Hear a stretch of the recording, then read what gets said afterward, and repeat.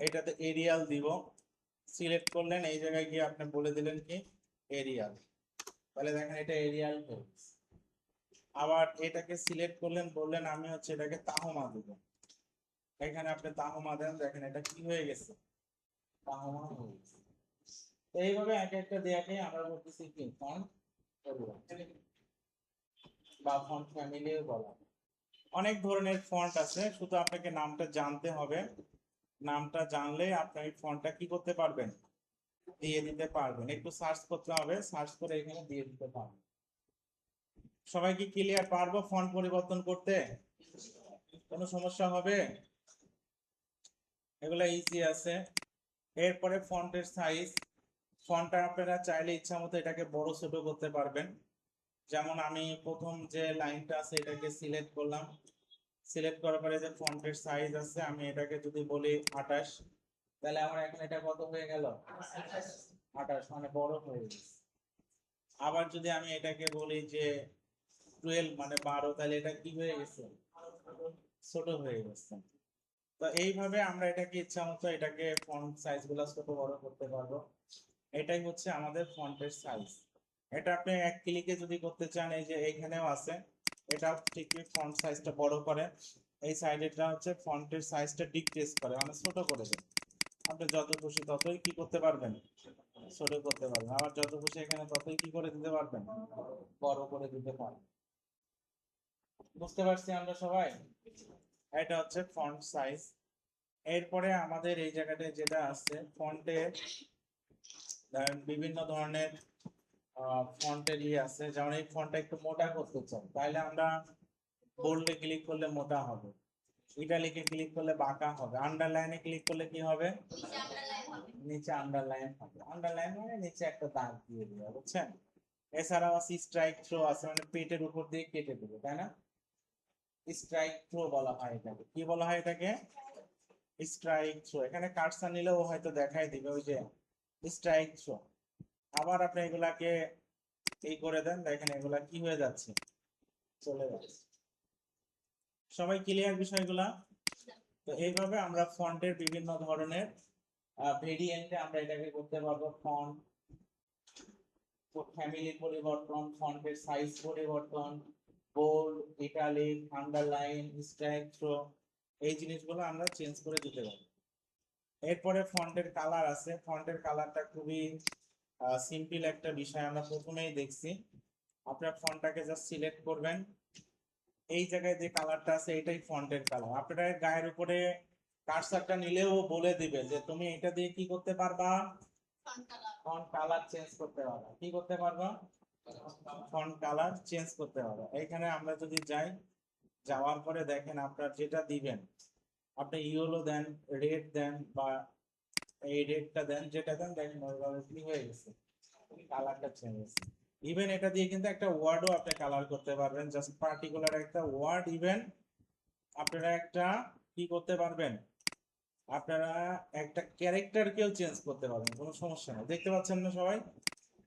দেখেন শুধু একটা ওয়ার্ডই কি হয়ে গেছে, চেঞ্জ হয়ে গেছে। আবার একটা ক্যারেক্টার, শুধু কি একটা ক্যারেক্টারও আপনার চেঞ্জ করা সম্ভব কিন্তু এটা।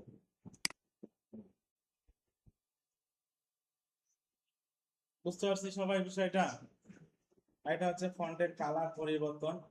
এরপরে আমাদের যে জিনিসটা আছে ফন্ট, যেমন আমার এই জায়গায় যতটুকু সিলেক্ট করছে এগুলাকে সবগুলা এখন আমার ক্যাপিটাল হাতে লাগবে।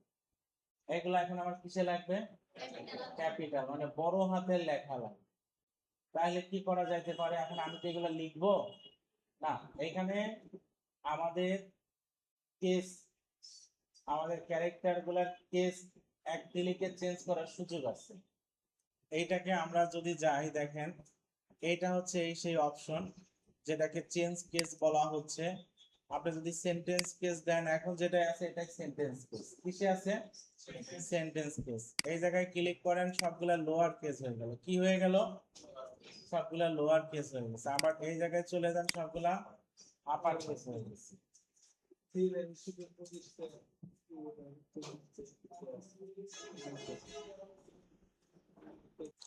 আচ্ছা দেখেন আমরা এই জায়গাটায় এই কেসের সহযোগিতা আমরা সবগুলাকে আপার কেস করে দিতে পারলাম, আবার সবগুলাকে ক্যাপিটালাইজ ইচ ওয়ার্ড, প্রতিটা ওয়ার্ডের ফার্স্ট ক্যারেক্টারটা কি হয়েছে ক্যাপিটাল। আবার আমরা এটাকে টগল কেটা দরকার হবে না, আমাদের sentence case lower case upper case এগুলো একটু জেনে নেন। সেন্টেন্স কেসটা আমাদের বেশিরভাগ ক্ষেত্রে ইউজ হয়, এক ক্লিকে সব চেঞ্জ হয়ে যাবে। হ্যাঁ, এরপরে আমাদের যেটা আছে চেঞ্জ কেস রয়েছে হাইলাইট আছে। হাইলাইট জিনিসটা কি, হাইলাইট আর আপনাকে এখানে দুইটা জিনিস মাথায় রাখতে হবে, একটা হচ্ছে হাইলাইট আর একটা হচ্ছে শেডিং।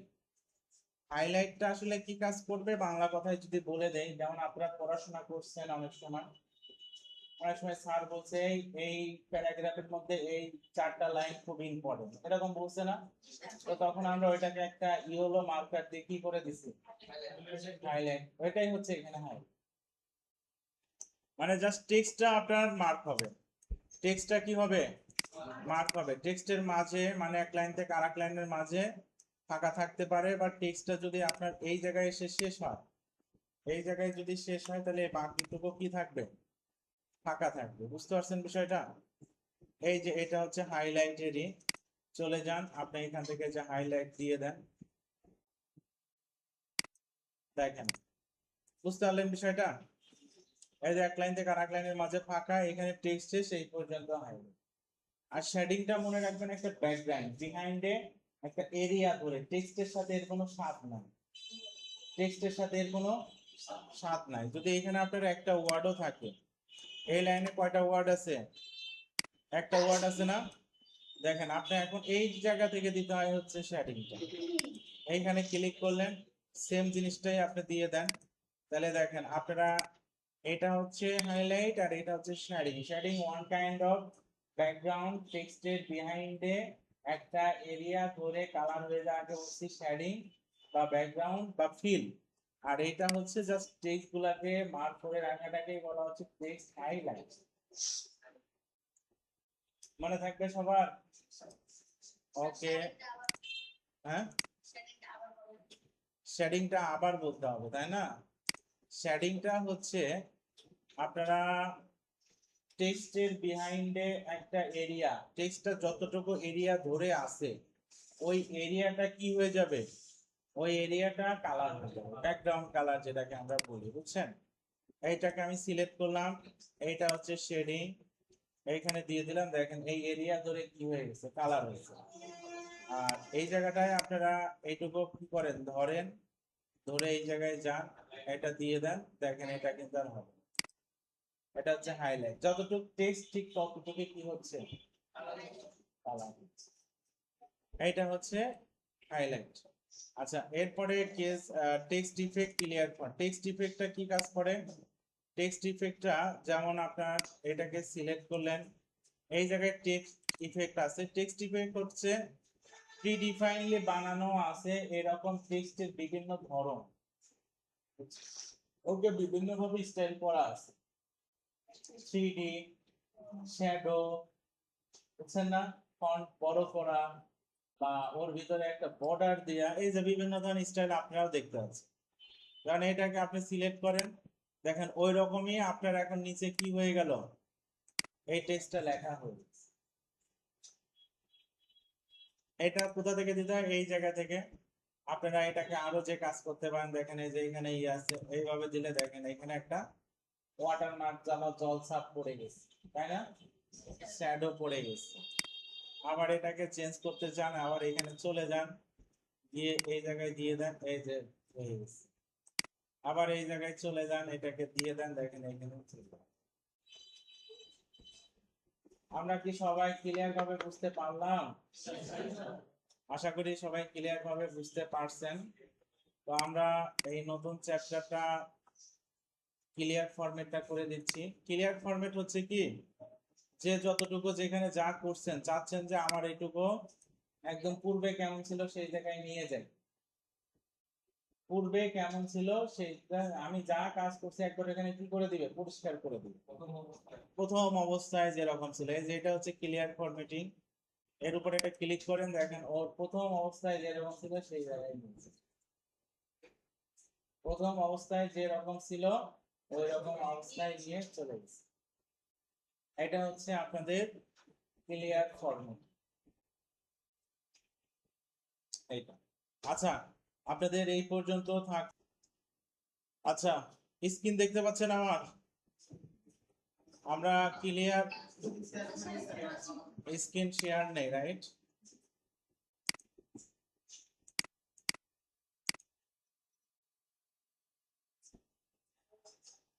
আচ্ছা দেখেন, আমরা এই জায়গায় ক্লিয়ার ফরম্যাটিং পর্যন্ত কাজ শিখছি। এখন আমরা প্যারাগ্রাফ সংক্রান্ত কিছু কাজ আছে, সেইগুলো এখন আমরা শিখবো। কি নিয়ে? প্যারাগ্রাফ নিয়ে, বুঝছেন? প্যারাগ্রাফের কিভাবে অ্যালাইনমেন্ট করতে হয়, লাইন স্পেস দিতে হয়, প্যারাগ্রাফের স্পেস দিতে হয়, indention, tab, bullet, numbering, multi level list, border, shading. Shading আর হাইলাইটটা অলরেডি আমরা শিখে ফেলছি। শেডিং আর হাইলাইট কি দুইবার দেওয়া হয়েছে নাকি? দুইবার দেওয়া হয়েছে। যাই হোক, এখান থেকে আমি একটা তুলে দিলাম, বুঝছেন? বা এই শেডিংটাকে কাট করলাম,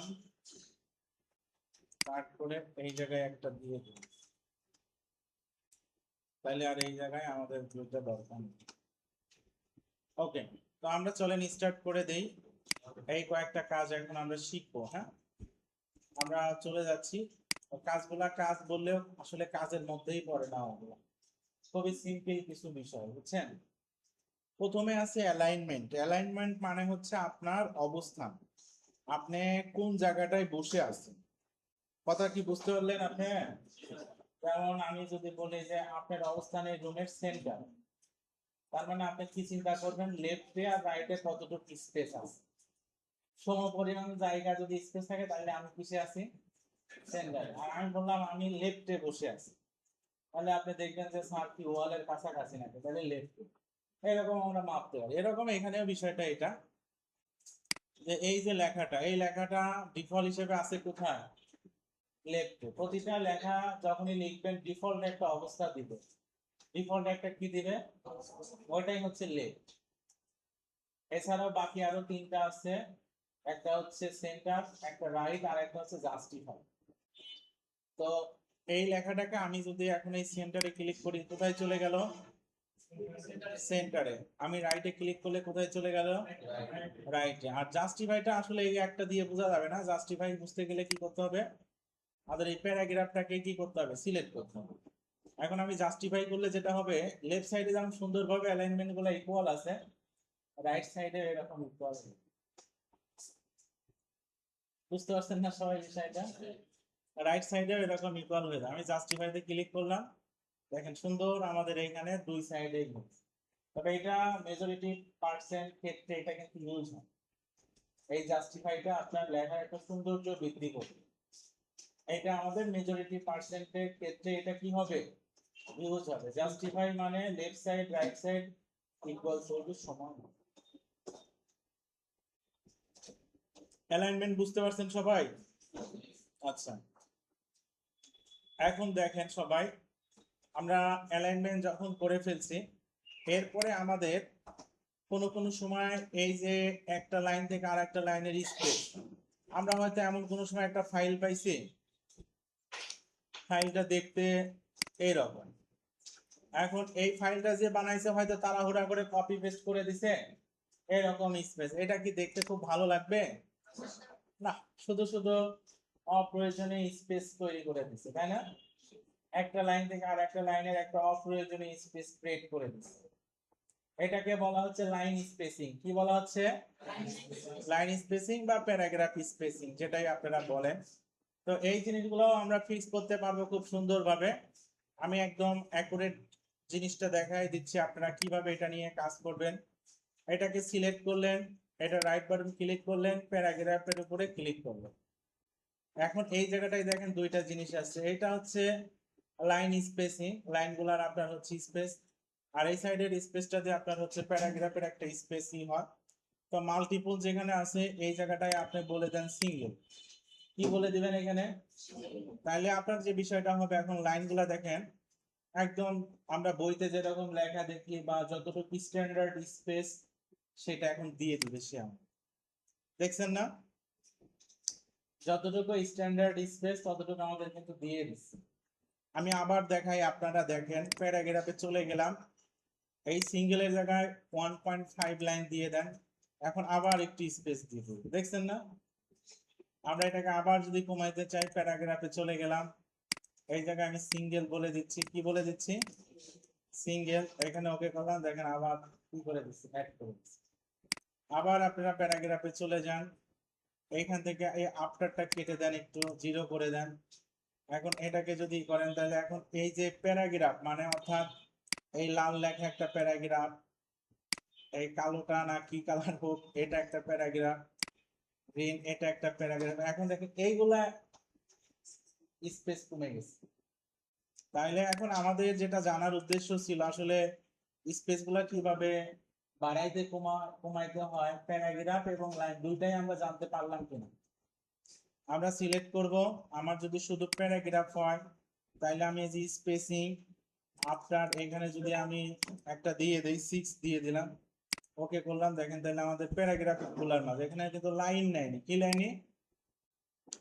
আবার প্যারাগ্রাফ এটা হলো লাইন, এই জায়গায় যদি আমরা এখন 1.5 দেই, এখন কিন্তু প্যারাগ্রাফের জন্য করবে না, প্যারাগ্রাফের লাইন গুলার জন্য কাজ দিলে দেখেন এই যে লাইন গুলোর জন্য কাজ। সবাই ক্লিয়ার বিষয়টা? আমরা এটা হচ্ছে line spacing and paragraph spacing.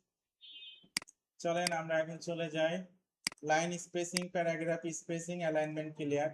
Indention, indention বা ইনডেন্ট বলতে পারেন। ইনডেন্ট হচ্ছে কি বোঝায়, আপনার এই যে স্টার্টিংটা বা স্টার্টিং এর এই প্যারাটা আপনি চাচ্ছেন যে আমার এই জায়গা থেকে শুরুটা দরকার নেই, ওকে আমি একটু কি করে দিব, পিছায় দিব। তাহলে এটাকে বলা হয় ইনডেন্ট ডিক্রেস। কি বলা হয়? Indent increase. কি বলা হয়? Indent increase. অর্থাৎ এই জায়গায় দেখেন দুইটা অপশন আছে, এটা হলো ইনডেন্ট ডিক্রিজ আর এটা হলো ইনডেন্ট ডিক্রিজ। আপনি যদি এটা দেন দেখেন তাহলে কি হয়ে যাচ্ছে, সরে যাচ্ছে, দেখছেন না বিষয়টা? দেখেন সরে যাচ্ছে। আবার ইনডেন্ট যদি ডিক্রিজটা করেন তাহলে এখন যে সরে গেছিল ওই স্পেসটা এখন কমায় দিচ্ছে, দেখছেন? কারণ লাইনটা এটা হচ্ছে আমরা ইচ্ছা মতো আমরা ওকে কোন জায়গা থেকে স্টার্টিং করলে ভালো হবে আমরা কিন্তু এইভাবে করব। এই কাজটাই আবার আপনারা কি করতে পারেন, ট্যাব আছে না কিবোর্ডের ট্যাব, ক্যাপস লকস এর উপরে যেটা আছে এটাকে ট্যাব বলা হয়, এটাই প্রেস করেন, দেখেন এটা দিয়েও আপনারা কি করতে পারবেন, এরকম স্পেস তৈরি করে দিতে পারবেন।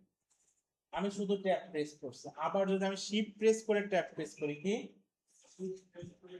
শিফট প্রেস করে যদি ট্যাব প্রেস করে আবার দেখেন এটা ক্লিয়ার, বুঝতে পারছি কি বিষয়টা? এই এটাকেই বলা হচ্ছে আপনার ইনডেনশন। ক্লিয়ার? ইনডেনশন, ট্যাব, এগুলো আমাদের বোঝা হয়ে গেল। বুলেট, বুলেট বলতে আসলে কি বোঝানো হয়, কখনো কখনো আপনাদের লিস্ট বানানোর প্রয়োজন হবে। কি বানানোর প্রয়োজন হবে? লিস্ট বানানোর প্রয়োজন হবে। তো এই লিস্ট গুলাকে এখানে বোঝানোর জন্য তাদের বুলেট নামে একটা অপশন আছে। কি নামে অপশন আছে? এই বুলেট আবার দুই প্রকার, একটাকে আপনারা সহজে মনে রাখবেন, order list, unorder list. Order list যেগুলা ওইগুলা শুধু বুলেটের চিহ্ন, হতে পারে স্কয়ার, হতে পারে সার্কেল, হতে পারে ফুলের মতো একটা জাস্ট চিহ্ন, বুঝছেন? এটা হলো আনঅর্ডার লিস্ট বুলেট। আর অর্ডার লিস্ট যেগুলা সেগুলা আপনার হচ্ছে কাউন্টেবল, হতে পারে এ বি সি ডি দিয়ে কাউন্ট করে দিচ্ছে, বা রোমান সংখ্যা বা 1 2 3। তো চলেন এটা কিভাবে কাজ করে আমরা একটু চলেন দেখি। আমি যদি এখানে একটা লিস্ট নিয়ে আসি, যেমন আমি বললাম কি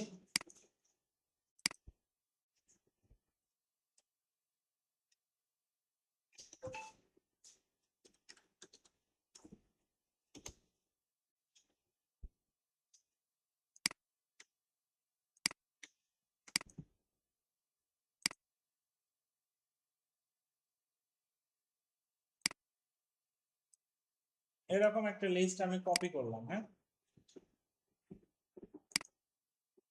কপি করে শোনেন আপনাদের একটা বুদ্ধি শিখাই।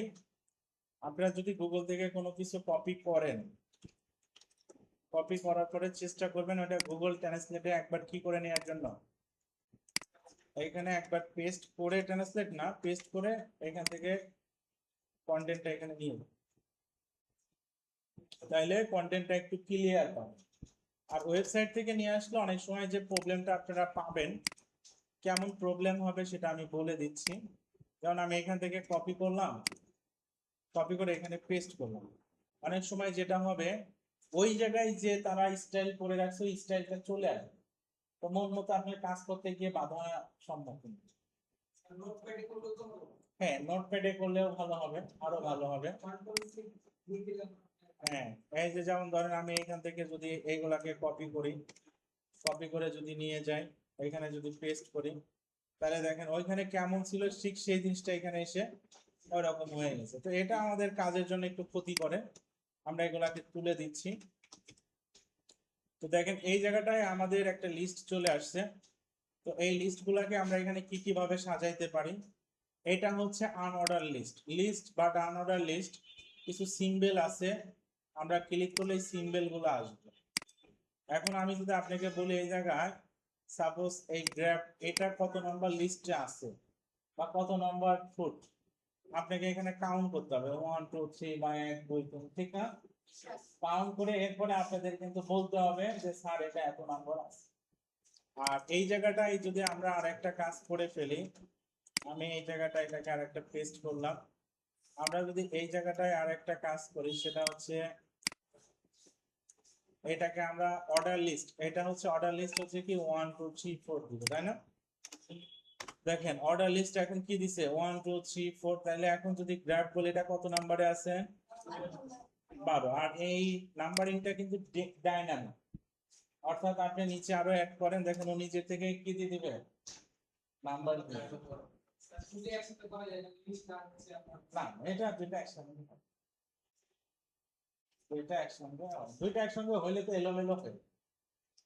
স্যার যখন ক্লায়েন্ট কাজ দিবে এগুলো তখন কি এগুলো ই বলে দিবে, ফিক্সড করে দিবে যে কোনটা ফিক্স নাও বলতে পারে, আপনি আপনার মতো করে একটা পাঠাবেন, সে হয়তো কারেকশন বললো তুমি এই জায়গায় ই করে দাও, নাম্বারিং করে দাও, বা এখানে আমাকে এই চিহ্নটা ইউজ করে দাও, ঠিক সে নাও বলতে পারে। আমাদের উচিত হচ্ছে যত ধরনের সিস্টেম আছে কি করা, জানা। সে যেটাই বলুক আমাদের যেন কমন পড়ে, ঠিক কিনা? বাইরের এক একটা কাজ মানে আমাদের কাছে এক একটা পরীক্ষা, তার প্রতিটা কথাই যেন আমাদের কাছে কি হয়, কমন পড়ে। এমন বললে তুমি আমাকে এটা নাম্বারিং করে দাও, এখন আমাদের মাথার উপরে একটা বাস করলো, কিরে নাম্বার কোথায় পাবো, নাম্বার পাবো কোথায়, একটা বাস পড়ে গেল না? এই যে বিষয়টা এরকম যেন না, আমরা সবগুলা জিনিসই জানবো। তো এখন চলেন আমরা নাম্বারিংটা জানছি, এখন এই জায়গাটায় একটা জিনিস আছে হচ্ছে মাল্টি লিস্ট। কি আছে? Multi list. মাল্টি লিস্ট জিনিসটা কি? যেমন ধরেন আপনার এই এই জায়গায় আপনি একটা নিছেন হচ্ছে ম্যাঙ্গো, কি নিছেন আপনি? একটা ম্যাঙ্গো নিছেন, ম্যাঙ্গো নিছেন। এখন ম্যাঙ্গোর মধ্যে তো আরো অনেক ধরনের জাত আছে, আছে না? যেমন ধরেন ম্যাঙ্গোর মধ্যে আছে হচ্ছে হিমসাগর, হিমসাগরের ইংলিশটা আমি জানি না, জাস্ট জাস্ট হিমসাগর লিখলাম। ব্যানানা, ম্যাঙ্গো, তারপরে হাড়ি ভাঙ্গা, এরপরে আম, রূপালি, এরকম আছে না? এখন এটা তো ম্যাঙ্গোর আন্ডারে, তো এই জায়গাটায় আপনারা যেটা করতে পারেন এইভাবে সিলেক্ট করে এইটাকে মাল্টি লিস্টের আন্ডারে দিয়ে দিতে পারেন। ক্লিক করেন, ক্লিক করে এই যে এটা হচ্ছে মাল্টি লিস্টের আন্ডার, তাহলে দেখেন আপনাদের এই জায়গাটা থেকে বা আপনারা যে এটা দিছি এগুলাও ই করতে পারেন, কোনো সমস্যা নাই, এটাও ই করতে পারেন। তাহলে সেক্ষেত্রে আপনার একটা ওয়ান তারপরে আবার আমরা চাইলে কি এটা দিছি এটাতেও হইতে পারে। ক্লিয়ার না সবাই? যে একটা এর মধ্যে এগুলা হচ্ছে জাত, দেখেন এগুলা 1 2 3 4 4,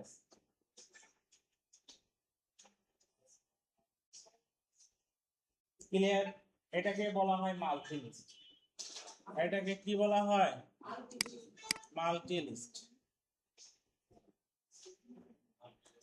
নাম্বারিং দেখলাম, বুলেট দেখলাম, মাল্টি লিস্ট। এরপর বর্ডার কি দেখবো আমরা? বর্ডার। এটা খুবই সিম্পল একটা জিনিস। বর্ডার কি জিনিস আমরা সবাই জানি, জানি না? জি স্যার। একটা এরিয়াকে কি করে দেয়া, দাগ দিয়ে ডিফাইন করে দেয়া। একটা এরিয়াকে দাগ দিয়ে ডিফাইন করে দেয়া। এটাই হচ্ছে বর্ডার। এখানে বর্ডার গুলা কিভাবে ইউজ করতে পারেন আপনারা? যে এরিয়াতে দিবেন ওটাকে সিলেক্ট করবেন। এইটা হলো বর্ডারের অপশন। এটা কি? বর্ডারের অপশন। বর্ডারকে কিন্তু আপনারা একসাথে যেমন চারিদিকে দিতে পারেন, আবার এটাকে আলাদা আলাদা ভাগ করেও দিতে পারেন। যেমন আমি চাচ্ছি শুধু উপরে দেব, তাহলে টপ, এই যে দেখেন টপে হয়ে, টপে হয়ে গেল। আবার এখানে চলে যান, এখানে ক্লিক করলাম, এটা বর্ডারটা কি শুধু বর্ডার হবে। আবার লেফটেও দেওয়া যাবে আর রাইটেও দেওয়া যাবে। এইভাবে আমরা কি করতে পারবো? চারিদিকে আমরা বর্ডার গুলা কিন্তু দিয়েছি। সবাই ক্লিয়ার বিষয়টা? আচ্ছা, এখন আমরা মোটামুটি বেশ কিছু কাজই শিখলাম আজকে। আমি বলি যে আপনারা এই 4 নম্বর মডিউল পর্যন্ত, এতটুকু পর্যন্ত যা যা শিখছে আমি এই বিষয়গুলো দিয়ে দিচ্ছি। আপনারা এমন একটা ফাইলে কাজ করবেন, এই সবগুলা অপশন ওইখানে কি থাকবে, ব্যবহার। ক্লিয়ার? আমি এই ভিডিওটা আপনাদেরকে সেভ করে দিয়ে